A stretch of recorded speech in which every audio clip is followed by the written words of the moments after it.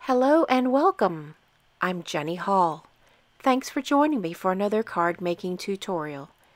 Today I'm stamping with Sweet Soiree framelits and the Cake Soiree double stamp set. This is a really pretty set that I'm going to create a bouquet of flowers and a gift box for the front of a birthday card. I'll start my project with a piece of thick Whisper White cardstock. I'm using thick cardstock because I will plan to do some coloring with alcohol markers. Alcohol markers and embossing do not always go together, so learn from my experiences, please. If the alcohol markers have any kind of contact with the silver embossing once it has been melted, then the alcohol kind of degrades it and eats away at the embossing powder, and then the embossing powder tends to streak against the alcohol markers. This is not always a bad thing. I chose to use this to my advantage to give a little bit of a gray or a silver low light tone because I had already started doing the alcohol markers, so I chose very carefully where I placed my coloring and made sure to avoid those shiny silver lines whenever possible. But since I had already dove myself into the project, I was determined to make it work and be a success. The white capped marker is the color lifter, and the color lifter allows me to push around some of that color that the other markers lay down. I got the look of a mossy green and vanilla card, which is two of my favorite colors combined together, by using the ivory marker and the old olive markers. Here is the ivory marker, and this is a color that's unique in the Stampin' Up color families, as it's not an ink pad.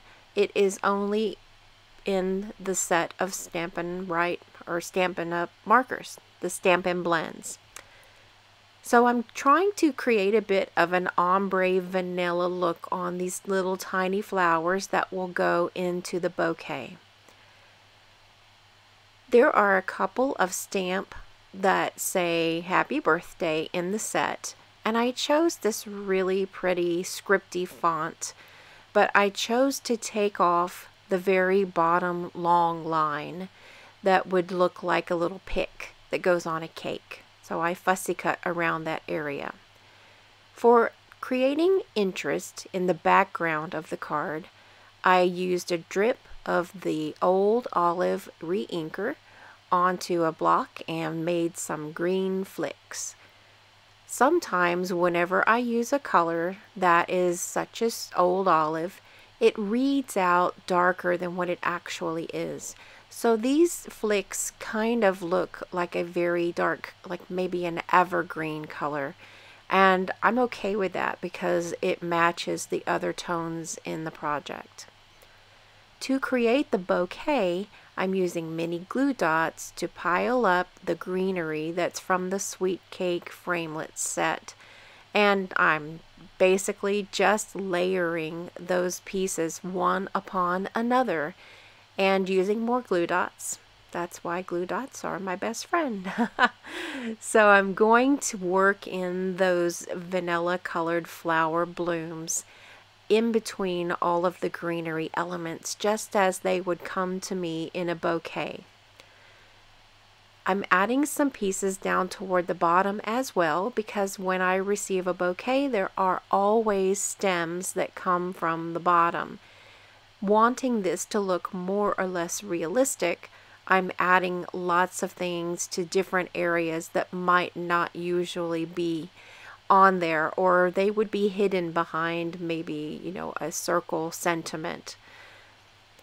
To make it look like it really is a bouquet and to give a little bit more sparkle to the project, I'm using some of the baker's twine that has a silver metallic ribbon that's entwined within it. And I've wrapped this around the bouquet several times and will tie it in a simple bow.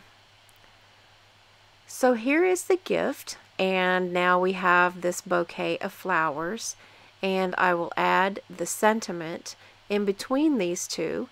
Everything is located towards the bottom of the card because the atmosphere is created from those flicks that are up toward the top of the card. For the inside of the card, I'm keeping it very simple and echoing some of the colors that are on the front of the card. To add a bit more sparkle on the top of the card, I've added some silver enamel shapes that just really do shine and sparkle when the light catches them. For more information on this project or any of the other projects that I've created, visit me at jennystampsup.com. There's a new card idea every day, and lots of those turn into videos, but some don't, so don't miss any of the projects. Thanks for joining me today. I'll see you next time. Thanks for watching the video. See you next time.